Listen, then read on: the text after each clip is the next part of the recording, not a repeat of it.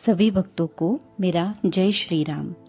जैसा कि हम तुलसीदास कृत विनय पत्रिका का श्रवण कर रहे हैं, अब तक हमने पद क्रमांक 270 तक पढ़ लिया है। अब आगे। हे श्री राम जी, मैं भला बुरा कैसा भी हूँ, पर हूँ तो आपका दास ही, इससे मुझे त्यागिए नहीं। हे कौशलनाथ, आप कृपा के समुद्र और शरणागतों का पालन करने वाले हैं। अपनी इस शरणागत वत्सलता की रीति पर ही चलिए।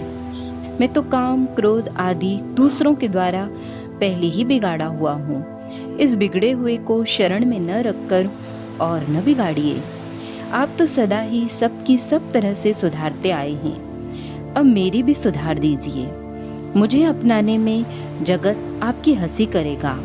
आप इस डर से क्यों डर रहे हैं? आपको तो सदा से यही बाना ही है। आपने अपने जिस शील और सरल चित्त से बंदरों और केवट को अपना मित्र बनाया था, मेरे साथ भी उसी स्वभाव के अनुसार वर्ताव कीजिए। यद्यपि मैं अपराधी हूँ, पर हूँ तो आपका ही, इसलिए तुलसी को आप न भुलाइए। टूटा हुआ भी हाथ गले बंध जाता है, और फूटी हुई आंख में भी जब दर्द होता है, तब उसके अच्छे कराने की चेष्टा ही की जाती है। इसी प्रकार यद्यपि मैं टूटी बाह और फूटी आंख के समान किसी काम का नहीं हूँ, तथापि आपका ही हूँ, इसलिए आप मुझे कैसे छोड़ सकते हैं?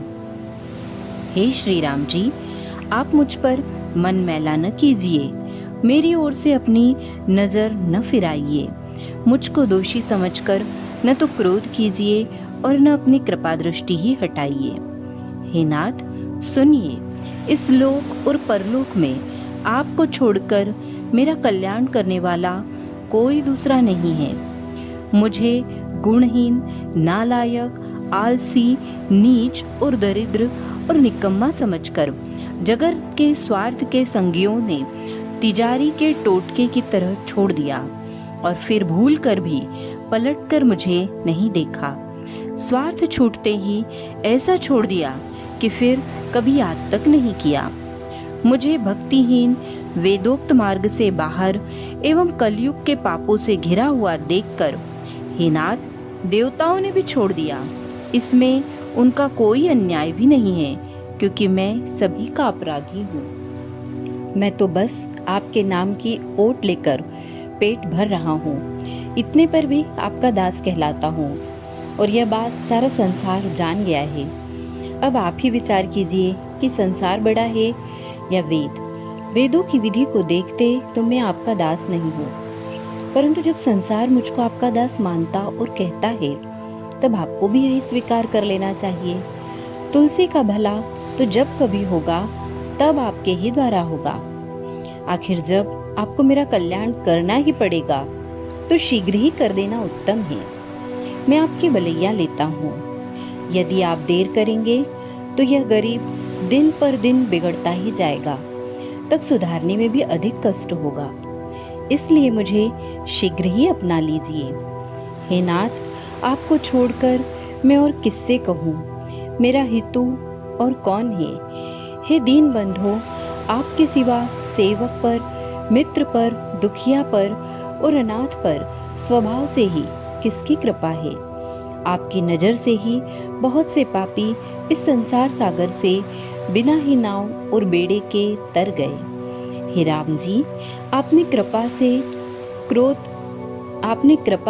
या क्रोध से, सच्चे भाव से या धोखे से अथवा तिरछी दृष्टि से ही एक बार उनकी ओर देख भर लिया था।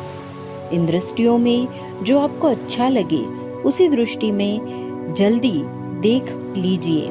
बस मेरा काम तो आपके देखते ही बन जाएगा।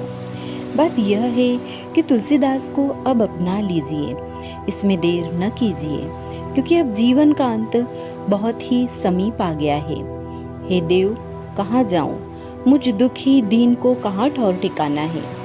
आपके समान कृपालु स्वामी और कौन है, जो सब प्रकार के साधनों में बल से विहीन शरणागत को आश्रय दे।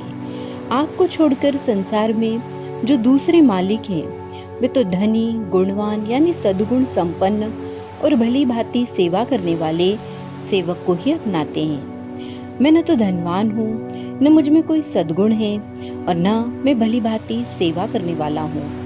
मुझ सरीखे नीच अथवा निर्धन, साधनहीन, सद्गुणों से हीन आलसियों का पालन पोषण करना तो नित्य उत्साही श्री रघुनाथ जी को ही शोभा देता है। मुँह से क्या कहूँ प्रभु, आप तो स्वयं चतुर हैं। मेरे जी की आप सब जानते हैं। तुलसी सरीखे मलिन मन वाले के लिए तीनों लोकों, स्वर्ग, पृथ्वी और पाताल और तीनों कालों में एक आपका ही सहारा है। हे नाथ, मैं द्वार द्वार पर दांत निकालकर और पैरों पढ़ पढ़कर अपनी दीनता सुनाता फिरा। दुनिया में ऐसे ऐसे दयालु हैं जो दसों दिशाओं के दुखों और दोषों के दमन करने में समर्थ हैं, किंतु मुझसे तो किसी ने बात भी नहीं की। माता पिता ने मुझे ऐसा त्याग दिया जैसे कुटिल कीड़ा अर्थात सर्पिणी अपने ही शरीर से जने हुए को त्याग देती है। मैं किसके लिए क्रोध करूं और किसको दोष दूं? यह सब मेरे ही दुर्भाव से हुआ। मैं ऐसा नीच हूं कि मेरी छाया तक छूने से भी लोग संकोच करते हैं। मुझे दुखी देखकर संतों ने कहा कि तू मन में चिंता न कर, तो इस तरीके पामर और पापी पशु पक्षियों तक को शरण में जाने पर श्री रघुनाथ जी ने नहीं त्यागा और अपनी शरण में रखकर उनका अंत तक निर्वाह किया। तू भी उन्हीं की शरण में जा। यह तुलसी तभी से आपका हो गया और आप पर इसकी प्रीति प्रतीति न होने पर भी तभी से यह बड़े सुख में भी है। प्रीति प्रतीति होती तो आनंद की कोई सीमा ही नहीं रहती। हे नाथ, आपके नाम की महिमा तथा शील ने मेरी नालाय की होने पर भी मेरा कल्याण किया। यह देखकर अब मैं मन ही मन सकुचाता हूँ, इसलिए कि मैंने कृपा पात्र होने योग्य तो एक भी कार्य नहीं किया। फिर भी मुझ कृतज्ञ पर प्रभु की ऐसी कृपा है और आपकी शरणागत वत्सलता की प्रशंसा करता हूँ। मैंने क्या नहीं किया, मैं कहाँ नहीं गया, कौन सी जगह जाने को बची और किसके आगे सिर नहीं झुकाया, किंतु हे श्री राम जी, जब तक आपका दास नहीं हुआ तब तक जगत में बार बार जन्म ले लेकर मैंने दसों दिशाओं में केवल दुख ही पाया, कहीं स्वप्न में भी सुख नहीं मिला। आपका खास दास होने पर भी मैं भ्रमवश विषयों से सुख मिलने की आशा के वश में हो अशुद्ध हृदय के मालिकों के सामने अपने को जताता समर्पण करता फिरा और बार बार द्वार द्वार पर अपनी गरीबी सुनाकर मुंह बाया, पर उनमें खाक भी न पड़ी। सुख शांति का कहीं आभास भी नहीं मिला। भोजन और वस्त्र के बिना पागल की तरह जहां तहां दौड़ता फिरा। प्राणों से प्यारी मान प्रतिष्ठा को त्याग कर दुष्टों के सामने क्षण क्षण में अपना यह खाली पेट खोलकर दिखाया। हे नाथ, विषयों के लोभ के मारे बहुत ही लालच किया, पर कहीं कुछ भी हाथ नहीं लगा। मैं सच कहता हूँ, ऐसा कौन सा नाच है जो नीच लोभ ने मुझ निर्लज्ज को न नचाया हो। कान, आंखें और मन को भी अपने अपने मार्ग में लगाया, परंतु सभी जगह उल्टा पतित ही होता गया। सब राजे महाराजे भी जांच लिए, कहीं किसी विषय में किसी के द्वारा भी सुख शांति नहीं मिली। तब सिर पिटकर हृदय में हार मान गया, निराश हो गया।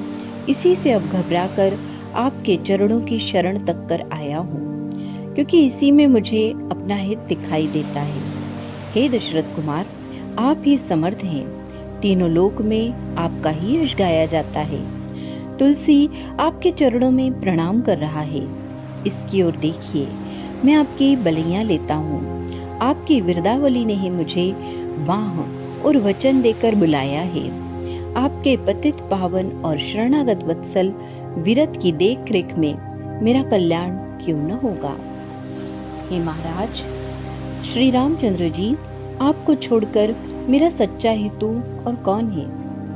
मैं अपने स्वामी सहित सभी से कहता हूँ, उसे सुन समझकर यदि कोई और बड़ा हो तो दूसरी लकीर खींच दीजिए। शरीर और जीवात्मा के संबंध के जितने सखा या हितु मिलते हैं वे सब मिथ्या टाकों से सिले हुए हैं। संसार के सभी संबंध मायिक हैं। विचार करने पर ये सखा केले के पेड़ के सार के समान है। जैसे केले के पेड़ को छीलने पर छिलके ही निकलते हैं, वैसे ही संसार के सारे संबंध भी सारहीन, केवल अज्ञान जनित ही हैं। ये वैसे ही सुंदर जान पड़ते हैं जैसे मणि सुवर्ण के संयोग से बीच बीच शुद्र कांच भी शोभा देता है।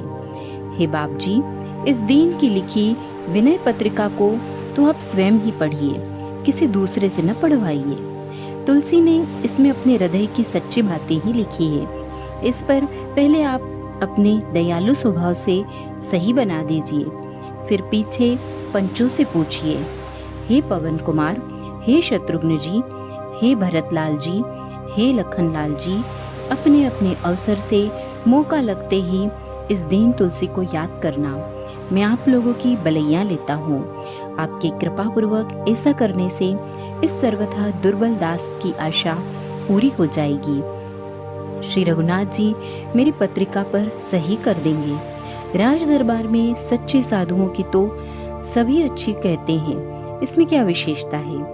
किंतु यदि आप लोग इस शरण रहित दीन की सिफारिश कर देंगे तो इसको भगवान की शरण मिल जाएगी। आपको पुण्य होगा और सुंदर यश फैलेगा। आपके स्वामी आप पर कृपा करेंगे, क्योंकि वह दीनों पर दया करने वालों पर स्वाभाविक ही प्रसन्न हुआ करते हैं। आपके स्वार्थ और परमार्थ दोनों बन जाएंगे। इसलिए अवसर देखकर मौका पाते ही इस पतित तुलसी की बात सुधार देना। शरणागत वत्सल कृपालु रघुनाथ जी से मुझ पराधीन के प्रेम की रीति की हद को समझाकर कह देना। भगवान श्री राम का दिव्य दरबार लगा है। प्रभु जगत जननी श्री जानकी जी के सहित अलौकिक रत्न जड़ित राज्य सिंहासन पर विराजमान है। हनुमान जी प्रेम मग्न हुए नाथ की ओर अनन्य दृष्टि से निहारते हुए चरण दबा रहे हैं। भरत जी, लक्ष्मण जी और शत्रुघ्न जी अपने अपने अधिकारानुसार सेवा में संलग्न हैं। उसी समय तुलसीदास जी की विनय पत्रिका पहुंची। तुलसीदास जी की प्रार्थना सबको याद थी। भक्त प्रिय मारुति श्री हनुमान और भरत ने धीरे से लक्ष्मण से कहा कि बड़ा अच्छा मौका है, इस समय तुलसीदास की बात छेड़ देनी चाहिए। लक्ष्मण जी ने उनकी रुख देखकर प्रभु की सेवा में विनय पत्रिका पेश कर दी। हनुमान जी और भरत जी का मन और उनकी रुचि को देखकर लक्ष्मण जी ने भगवान से कहा कि हे नाथ, कलयुग में भी आपके एक दास की आपके नाम से प्रीति और प्रतीति निभ गई।